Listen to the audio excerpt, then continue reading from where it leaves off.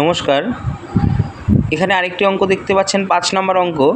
রাজা বাজারে গিয়ে ১৮০ টাকার চাল, ১৬৫ টাকার ডাল ও ৮৫ টাকার তেল কিনল। রাজার কত টাকা খরচ হলো?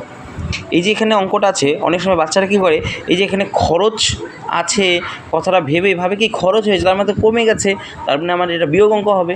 কিন্তু না, কারণ আমরা খরচ দেখলেই যে ভেবে নেব যে আমাদের বিয়োগ অঙ্ক হবে, তা কিন্তু নয়। কারণ এখানে অঙ্কটা ভালো করে পড়তে হবে। দেখো, রাজা বাজারে গিয়ে ১৮০ টাকার চাল, ১৬৫ টাকার ডাল ও ৮৫ টাকার তেল কিনলো। রাজার কত টাকা খরচ হলো? তার মানে কি, ও যে রাজা যে দোকানে গেছে, আমরা কি জানতে পারছি সে কত টাকা নিয়ে দোকানে গেছে? নিশ্চয়ই না। রাজা একটা নির্দিষ্ট পরিমাণ টাকা নিয়ে গেছে হয়তো বা, আমরা কিন্তু জানি না রাজা কত টাকা নিয়ে গেছে, কি তাই তো?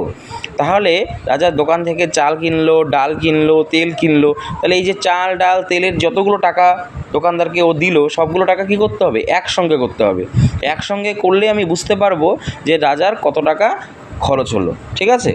তাহলে আমরা কি এই অঙ্কটা কী করব? একসঙ্গে করতে হবে। চাল, ডাল, তেলের এইসব টাকাগুলো কী করতে হবে? একসঙ্গে করতে হবে। তার জন্য এটা হবে যোগ অঙ্ক। কারণ আরেকটা যোগ অঙ্কের বোঝার নিয়ম হচ্ছে যে যদি রাজা দোকানে যায় বা রাজা যদি বাজারে যায়, বা তুমি রাজা হোক বা যে কোনো কেউ যদি দোকানে যায়, বাজারে যায়, যদি সে কত টাকা নিয়ে দোকানে গেল বা কত টাকা নিয়ে সে বাজারে গেল, এই পরিমাণটা যদি দেওয়া না থাকে, তবে আমরা কিন্তু সেটা যোগ করব। ঠিক আছে? তো মনে রাখবে, পরিমাণ যদি দেওয়া না থাকে যে কত টাকা নিয়ে আমি দোকানে গেছি বা কত টাকা নিয়ে আমি বাজারে গেছি, সেই জিনিসটা যদি দেওয়া না থাকে, তবে কিন্তু আমরা যোগ অঙ্ক করব। দেখো, এখানে রাজা বাজারে গিয়েছে, কিন্তু কত টাকা নিয়ে বাজারে গেছে সেটা কি আমরা জানতে পারছি? নিশ্চয়ই না। তার জন্য কিন্তু এটা কিন্তু যোগ অঙ্ক হবে। ঠিক আছে?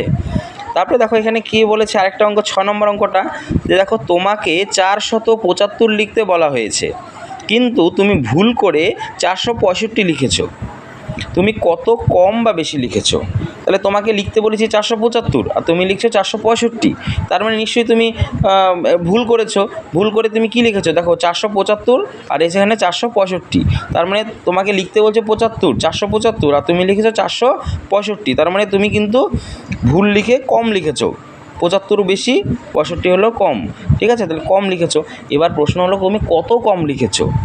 ঠিক আছে? তার মানে এটাও কিন্তু একটা তুলনার অঙ্ক। তুমি কত কম বা বেশি লিখেছো, হয় নিশ্চয়ই কম লিখেছো, না হলে নিশ্চয়ই বেশি লিখেছো, দুটোর মধ্যে একটা হবে যে কোনো।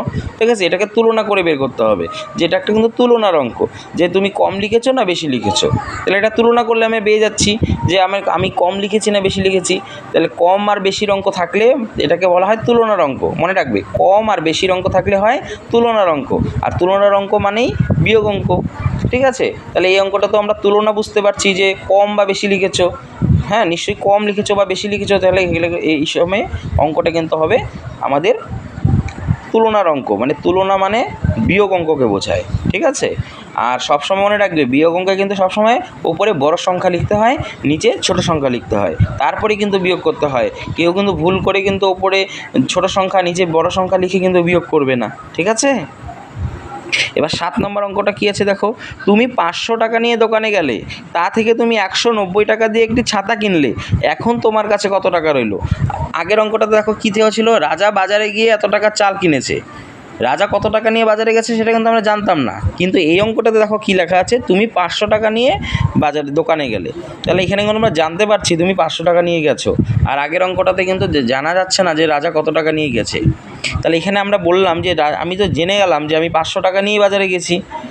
যদি এরকম পরিমাণ দেওয়া থাকে যে আমি কত টাকা নিয়ে দোকানে গেছি বা কত টাকা নিয়ে আমি বাজারে গেছি, এই জিনিসগুলো যদি দেওয়া থাকে, তবে আমরা কিন্তু বিয়োগ অঙ্ক করে উত্তরটাকে বের করব। ঠিক আছে? দেখো, তুমি ৫০০ টাকা নিয়ে দোকানে গেছো, সেখান থেকে ১৯০ টাকা দিয়ে তুমি একটি ছাতা কিনেছো, তাহলে এখন তোমার কত টাকা রইলো? যে তুমি ৫০০ টাকা নিয়ে গেছো, একটা ছাতাও কিনেছো, তাহলে ওই ৫০০ টাকা থেকে ছাতার দামটাকে সে দোকানদারকে তো তুমি দিয়ে দিয়েছো, তাই না? তাহলে তোমার ছাতার দামটা বাদ চলে গেল। এবার বাকি যে টাকাটা থাকবে সেটা তোমার কাছে রইলো। তাহলে এই অঙ্কগুলো আমরা কিন্তু কী করবো? বিয়োগ অঙ্ক করব। কেন? কারণ এখানে কিন্তু তুমি দোকানে গেছো, তুমি জানো কত টাকা নিয়ে গেছো। তুমি কত টাকা নিয়ে গেছো? ৫০০ টাকা নিয়ে গেছো। যদি পরিমাণটা এরকম করে দেওয়া থাকে, তবেই কিন্তু আমরা কিন্তু বিয়োগ অঙ্ক করব। আর ৫ নম্বর অঙ্কটাতে কী দেওয়া আছে দেখো, বা রাজা বাজারে গেছে, কিন্তু সেখানে কিন্তু কত টাকা নিয়ে সে বাজারে গেছে সেটা কিন্তু দেওয়া ছিল না, তার জন্য ওটা করেছি যোগ। আর এখানে আমি বাজারের দোকানে গিয়েছি 500 টাকা নিয়ে, এবার দোকানে গেছি, তার জন্য এটা হয়ে গেছে বিয়োগ। কারণ এখানে দেখো 500 টাকা নিয়ে, যে 500 টাকা নিয়ে দোকানে গেছি, বলাই আছে 500 টাকা নিয়ে গেছি, আমি জানি তুমি কত টাকা নিয়ে গেছো। আর আগের অঙ্কটাতে রাজা কত টাকা নিয়ে গেছে সেটা কিন্তু আমরা জানতাম না, ঠিক আছে। তো এই জন্য যদি আমরা জেনে যাই কত টাকা নিয়ে আমরা দোকানে গেলাম বা বাজারে গেলাম তাহলে হবে বিয়োগ, আর যদি না জানি তাহলে হবে যোগ। এবার 8 নম্বর অঙ্কটা কী আছে, রমা দোকানে গেল।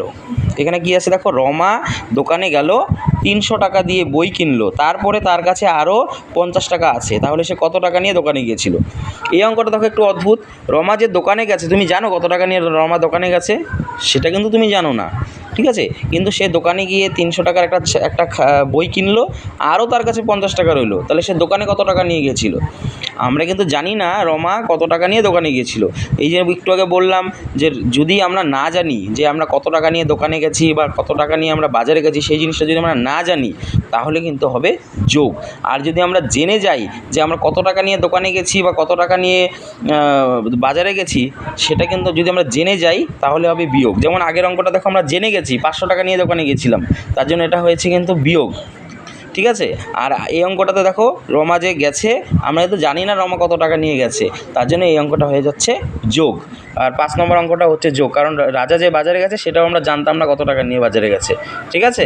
এরকম যদি পরিমাণ যদি আমরা না জানি কত টাকা নিয়ে দোকানে গেছে বা দোকানে যাবে বা বাজারে যাবে কত টাকা নিয়ে, সেই জিনিসগুলো যদি না জানি তাহলে হবে কিন্তু যোগ, ঠিক আছে।